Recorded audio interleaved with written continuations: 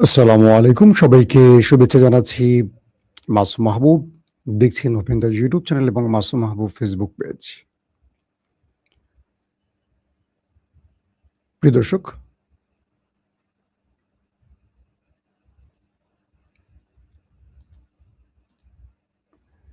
বেশ কিছু গুরুত্বপূর্ণ খবর আছে আপনাদের জন্য আজকে।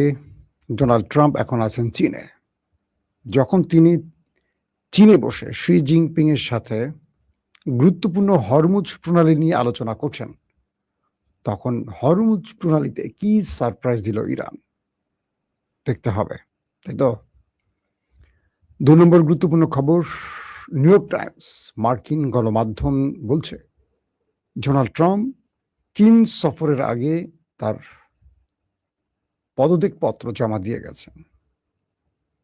ডোনাল্ড ট্রাম্প কেন এই কাজটি করেছেন? এবার ইউরোপ নয়, সরাসরি ইউএই আরব আমিরাতের উপর অভিযোগ আসছে তারা ইসরায়েলের প্রধানমন্ত্রী নেতানিয়াহুকে গোপনে তাদের দেশে স্বাগত জানিয়েছেন এবং সেখানে বসে গুরুত্বপূর্ণ মিটিং করেছেন ইরানের বিরুদ্ধে। পাশাপাশি ইরাকে ইসরায়েলি যে সেনারা ঘাঁটি গেড়েছিল সেখানে বড় রকম অভিযান চালিয়েছে ইরাকি যোদ্ধারা। এছাড়া আরো বেশ কিছু খবর থাকবে আজকের লাইভ সেশনে। পদ্মা ব্যারেজ নির্মাণ বিষয়টি আপনি কিভাবে দেখছেন? পদ্মা ব্যারেজ, আমি এই অঞ্চলেই বড় হয়েছি। আমার মনে আছে কুষ্টিয়া ভেড়ামারা, ঠিক আমার বাসার কাছেই ছিল পদ্মা ব্যারেজ। আমরা এখানে খেলাধুলা করে বড় হয়েছি। পদ্মা ব্যারেজটি এখানে নেই, আনফিনিশড অবস্থায় আছে। অর্থাৎ জিয়াউর রহমান যেটা শুরু করেছিলেন তাকে তো আর বাঁচতে দেয়া হয়নি। পরবর্তী সেটা ওই ভাঙাচোরা অবস্থায় ছিল। আমরা এখানটাই খেলাধুলা করতাম ছোটবেলায়। কুষ্টিয়ার ভেড়ামারা পদ্মা নদীর পাড়ে। পাম্প হাউস, পার হাউস যে কলোনি আছে তাই কলোনির মাঝখানে। প্রিয় দর্শক, প্রথম যে খবরটি দিয়ে শুরু করতে চাই, ডোনাল্ড ট্রাম্প রয়েছেন চীনে। তিনি গুরুত্বপূর্ণ অনেকগুলো বিষয় নিয়ে মিটিং করছেন এবং সবচেয়ে বেশি গুরুত্ব পাচ্ছে যেটি, সেটা হলো Iran issue. Donald Trump Xi জিনপিংকে বলছেন যে আমরা বহু চেষ্টা করেছি, হুমকি ধমকি যা করার দিয়েছি সবকিছু করেছি।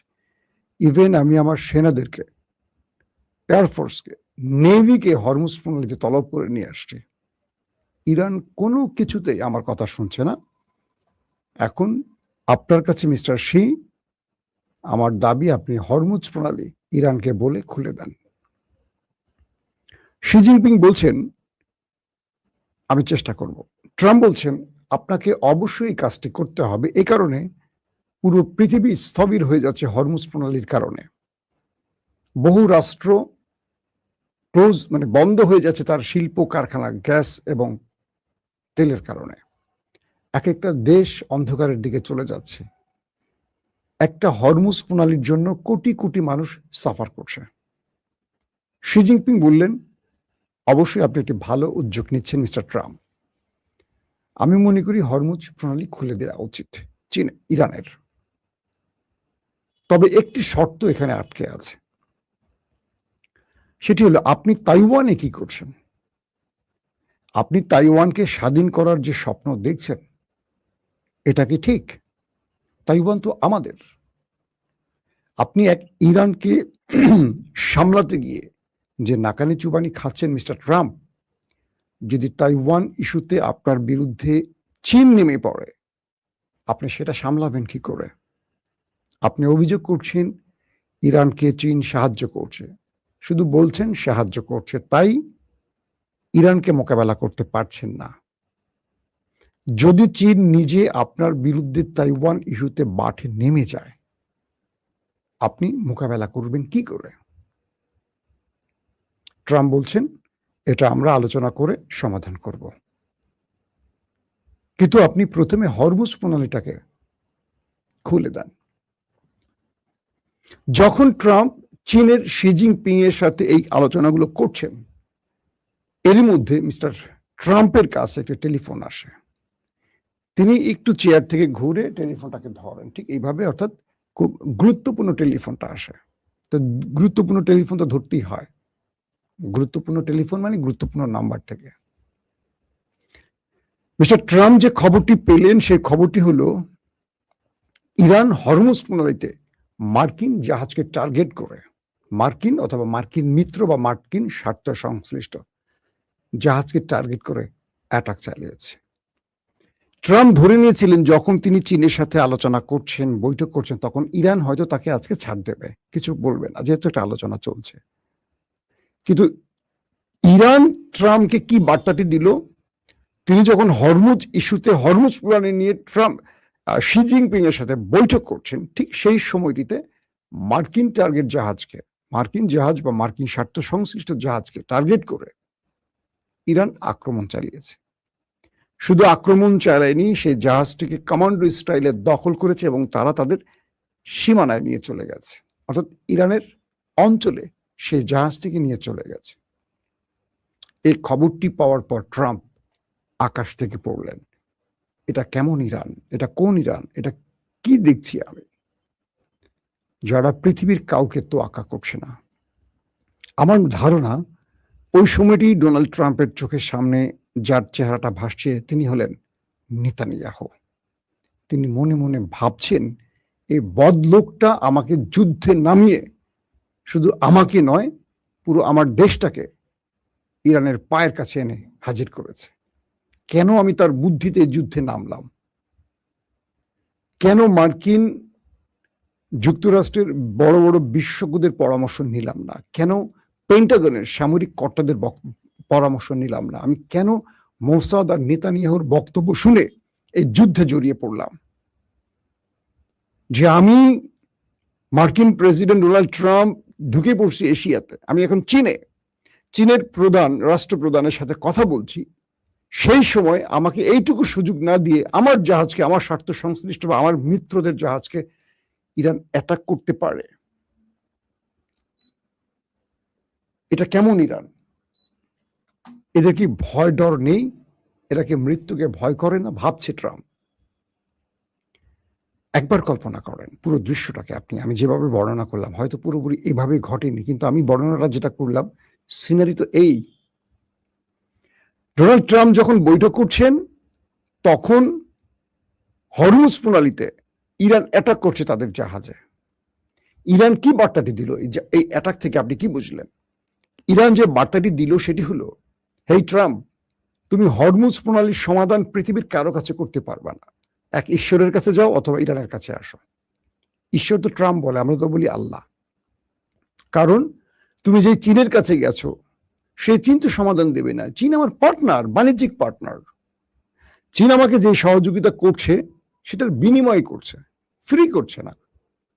আবার চীন আমার থেকে সুবিধা নিচ্ছে, আমিও বিনিময় সুবিধা নিচ্ছি। আমরা একে অপরের বাণিজ্যিক পার্টনার। আমরা একটা দেশ নই যে চীন আমাকে বলবে আমি শুনবো, তুমি আমেরিকা বলছো আমি শুনি না, চীনের কথা শুনবো। আমাকে ভ্লাদিমির পুতিন বললেও তো হবে না। আগে আমার রাষ্ট্র, আমার জাতি, তার ইজ্জত, তার সম্মান বা তার সর্বোচ্চ নেতাকে তুমি যে হত্যা করেছো, তার স্কুলের 200 শিশুকে যে হত্যা করেছো, তার প্রতিশোধ আগে। এটা ইরানি জাতি, এরা রক্তকে ভুলে যায় না, প্রতিশোধ ভুলে যায় না। ইরান ট্রাম্পকে এই বার্তাটি পৌঁছে দিয়েছে যে তুমি যদি চাও সমাধান, তোমাকে অবশ্যই ইরানের সাথে আলোচনা করতে হবে। তুমি চীনের সাথে আলোচনা করো, চীন আমাদের বিশ্বস্ত পার্টনার, ঠিক আছে, কিন্তু চীনকে তুমি ম্যানেজ করে ইরানকে কিচ্ছু করতে পারবে না। 1 2 নম্বর বার্তাটি হলো, 2 নম্বর বার্তাটি কি? চীন তোমাকে যে কথাটা বলছে শোনো, অর্থাৎ চীনকে তো অগ্রিম আগেই ইরানের পররাষ্ট্রমন্ত্রী আব্বাস আরাকচি সব ব্যাখ্যা তথ্য দিয়ে আসছে যে ইরান কি চায়। ডোনাল্ড ট্রাম্পের সাথে শি জিনপিং এর বৈঠকের আগে ইরানের পররাষ্ট্রমন্ত্রী চীন সফর করেছেন। সেখানে চীনকে বলে দিয়েছে তাদের ক্রাইটেরিয়া, তাদের চাহিদা, তাদের দাবি, কোন পর্যন্ত তারা মানবে, কোন পর্যন্ত মানবে না, কতটুকু তারা রাখবে, কতটুকু রাখবে না, তাদের শেষ পর্যন্ত লিমিট কতটুকু, বুঝেন নাই? যে কতটুকু মানতেই হবে, না মানলে চীন ইরান এই যুদ্ধ থেকে বা সিজ ফায়ারে থাকবে না, তারা যুদ্ধে জড়িয়ে পড়বে, মরুক আর বাঁচুক। অর্থাৎ চীন ইরানের কাছ থেকে জানতে চেয়েছে তাদের সর্বোচ্চ ছাড় কতটুকু, চীন কতটুকু পর্যন্ত আমেরিকাকে দর কষাকষির মধ্যে রাখবে। তো প্রথম বার্তাটি পেয়ে গেলেন। দ্বিতীয় বার্তাটি হলো, চীন ইরান এই অ্যাটাকের মাধ্যমে আমেরিকাকে বোঝালো তোমার দ্রুত সময় আসছে, তুমি মেনে নাও ট্রাম্প। চীন এখনো হামলা করতেছে, কালকে রাতে বা আজকে রাতে আরো বড় হামলা করতে পারে। আর ইরান তোমাকে ছাড়বে না, আমাকেও ছাড়বে না। ইরান আমার সব কথা রাখবে না। অর্থাৎ ইরানের দাবিগুলো তোমাকে বুঝতে হবে। চীন বললেই হবে না, চীন বুঝিয়ে দিয়েছে আমেরিকাকে যে আমি বললে হবে না, ইরানের আমার কথা সব রাখবে না। তার লিমিট হলো 10টা শর্তের মধ্যে 6টা মানতেই হবে। তুমি এই 6টা মানোই না, মানলে কোনো খেলা মানে এই খেলার যুদ্ধে জড়িয়ে পড়বে। এখন তুমি মারো আর মরো, যা করো, তুমি পরাশক্তি ইরানকে শেষ করলে ফেলো। ইরান শেষ হতে রেডি। ট্রাম্প পড়ে গেলেন মহা এক বিপদে। এই পরিস্থিতির মধ্যে হরমুজ প্রণালীতে আবারও সারপ্রাইজ দিয়ে দিল ডোনাল্ড ট্রাম্পকে ইরান, এবং ইরান তার বার্তা আমেরিকাকে পৌঁছে দিয়েছে যে সে যুদ্ধকে ভয় করে না। তুমি যদি যুদ্ধ চাও, সে যুদ্ধ করতে প্রস্তুত। এর মধ্যে আরব আমিরাতের বিরুদ্ধে অভিযোগ এসছে। আজকে সকালে লাইভে বলেছিলাম যে ইউরোপের বিরুদ্ধে অভিযোগ ছিল, এখন আরব আমিরাতের বিরুদ্ধে অভিযোগ আসছে। এই যুদ্ধ চলাকালীন সময়ের মধ্যে বেনিয়ামিন নেতানিয়াহু, ইসরায়েলের প্রধানমন্ত্রী, গোপনে ইউএই সফর করেছেন। তিনি এই সময়টিতে ইরানের বিরুদ্ধে, শুধু তাই নয়, তিনি তার গোয়েন্দা প্রধান, সামরিক প্রধানকে সঙ্গে নিয়ে আসতেন, কে, নেতানিয়াহু। এবং সেইখানে থেকে কয়েকদিন থেকে ইরানের বিরুদ্ধে আরব আমিরাতকে যুদ্ধের পরিকল্পনা সাজিয়ে দিয়েছেন, কিভাবে কোন পয়েন্টে কি করা যায়। যদিও আরব আমিরাত এই দাবিটি অস্বীকার করেছে। একবার চিন্তা করেন, যে ব্যক্তিকে আন্তর্জাতিক আদালতে গ্রেফতারি পরোয়ানা জারি করে রেখেছে নেতানিয়াহু, তাকে একটি মুসলিম দেশ আরব আমিরাত সসম্মানে গোপনে তার দেশে আনছে এবং ইরানকে ধ্বংস করার জন্য পরিকল্পনা আঁটছে। কল্পনা করা যায়? দ্বিতীয় যে গুরুত্বপূর্ণ খবর সেটি হলো মার্কিন গণমাধ্যম ওয়াল স্ট্রিট জার্নাল যে খবরটি দিয়েছিল, ইরাকের কারবালা এবং নাজাহ শহরে খুব কাছাকাছি একটি মরুভূমিতে ইসরায়েল গোপনে সেনা ক্যাম্প তৈরি করেছিল ইরানের বিরুদ্ধে আক্রমণের জন্য এবং আরবে ফলস ফ্ল্যাগ অপারেশনের জন্য। আমি আজকে সকালের খবরে বলেছিলাম আপনাদের। তো বলা হচ্ছে এই অঞ্চলে ইরাক মঙ্গলবার, আজকে কি বার? আজকে 14 তারিখ মে মাস, তাই তো? তো গতকালকে মেবি বিশাল ইরাকি সেনাবাহিনীর বহর সেই কারবালা এবং নাজা শহরে প্রবেশ করেছে এবং তারা প্রচুর অস্ত্র শস্ত্র সামরিক বহর নিয়ে পুরো মরুভূমি চষে বেরিয়েছে ইসরায়েলের সেনাদের খবর, মানে ইসরায়েলের সেনাদের ধরার জন্য। এবং পুরো কারবালার নাজা শহরের আশপাশে যত মরুভূমি আছে পুরোটাই তারা খুঁজে দেখেছে, কোথাও ইসরায়েলি সেনারা নেই, তারা পালিয়ে গেছে। ইরাকের একজন সামরিক কমান্ডার মিস্টার আলী, তিনি জানিয়েছেন যে এখানে তারা এসেছিল 48 ঘন্টা বা তার একটু 72 ঘন্টা এরকম সময় তারা অবস্থান করেছিল, তারপর তারা চলে গেছে। এটা এখন তিনি স্বীকার করছেন। কিন্তু ইরাকের রাষ্ট্র, মানে ইরাকের কর্তৃপক্ষ এটার জন্য চরম লজ্জিত হয়েছে, কারণ তার দেশের মধ্যে শত্রুপক্ষ এসে ঘাঁটি গেড়ে অন্য দেশে আক্রমণ করে চলে গেল কি করে। তো ইরাকের সেনাবাহিনী আজকে পুরো মরুভূমি যেখানে ইসরায়েলের সেনাবাহিনীর সন্ধান পেতে পারে এই জায়গাগুলোতে ব্যাপক তল্লাশি চালিয়েছে এবং সর্বোচ্চ নির্দেশ ছিল পাওয়া মাত্র সব ওপারে পাঠিয়ে দেওয়া। তো এই খবরে নেতানিয়াহুর বাহিনী সব সেই মরুভূমি ছেড়ে পালিয়ে চলে গেছে। লাস্ট যে খবরটি, নিউ ইয়র্ক টাইমস এটি খবর দিয়েছে যে মিস্টার প্রেসিডেন্ট ডোনাল্ড ট্রাম্প তিনি চীন সফরের আগে তার ইস্তফা পদত্যাগপত্র তার উপ প্রেসিডেন্ট তার হাতে, জেডি ভেন্সের হাতে দিয়ে গেছেন। তিনি বলছেন যদি এই সফরের পর কোনো কারণে আমি আনফিট হয়ে যাই, মানসিকভাবে কোনো অসুস্থ হয়ে যায়, ব্লা ব্লা ব্লা, অর্থাৎ একজন প্রেসিডেন্ট অনেক কিছু হতে পারে। তো চীন সফরটি তার জন্য, চীন তো আমেরিকার খুব ক্লোজ বন্ধু না, বলা যায় পৃথিবীতে এই মুহূর্তে দুটো পরাশক্তি মুখোমুখি। আগে ছিল রাশিয়া, সেই জায়গাটা এখন চীন ঢুকেছে। চীন আর আমেরিকার এই দ্বৈরথটাই চলছে এখন পৃথিবী জুড়ে। আমেরিকা যত স্যাংশনের খেলা খেলছে, যত কিছু করছে চীনকে দমন করার জন্য, আমেরিকার সকল পরিকল্পনা এখন চীনকে থামাবার জন্য। এবং মজার বিষয় কি জানেন, এই ডোনাল্ড ট্রাম্প প্রথমবার যখন প্রেসিডেন্ট হয়েছেন তখনও তিনি চীন সফর করেছেন, মাঝখানে আর কোনো রাষ্ট্রপ্রধান চীন সফর করেনি। এবার আবারও তিনি এই ক্ষমতা গ্রহণের 1 বছরের মাথায় আবারও চীন সফর করলেন। তো তার এই পদত্যাগ পদ্ধতি নিয়ে নিউ ইয়র্ক টাইমস খবর দিয়েছে যে প্রেসিডেন্ট ট্রাম্প তিনি হরমুজ প্রণালী এবং চীন ইস্যুতে অনেকগুলো গুরুত্বপূর্ণ ইস্যুতে মানসিকভাবে খুব চাপে আছেন, যেগুলো তিনি নিতে পারছেন না, যে কারণে তিনি পদত্যাগপত্র জমা দিয়ে গেছেন। যদি কোনো কারণে তিনি অসুস্থ, মানসিক বিকারগ্রস্ত, পাগল বা অন্য কিছু হয়ে পড়েন বা কিছু হয় তার লাইফে, এটি তার পদত্যাগপত্র। তিনি হয়তো সুস্থভাবে ফিরে গেলে আবার প্রেসিডেন্টশিপ বুঝে নেবেন। তার মানে ডোনাল্ড ট্রাম্পের উপর যথেষ্ট চাপ আছে, মানসিকভাবে চাপ আছে। পুরো আমেরিকা তার উপরে চাপ দিচ্ছে এবং আমেরিকা প্রত্যেকে তারাকে আঙুল দেখিয়ে দায়ী করে বলছে যে এই যুদ্ধের জন্য তুমি দায়ী মিস্টার প্রেসিডেন্ট।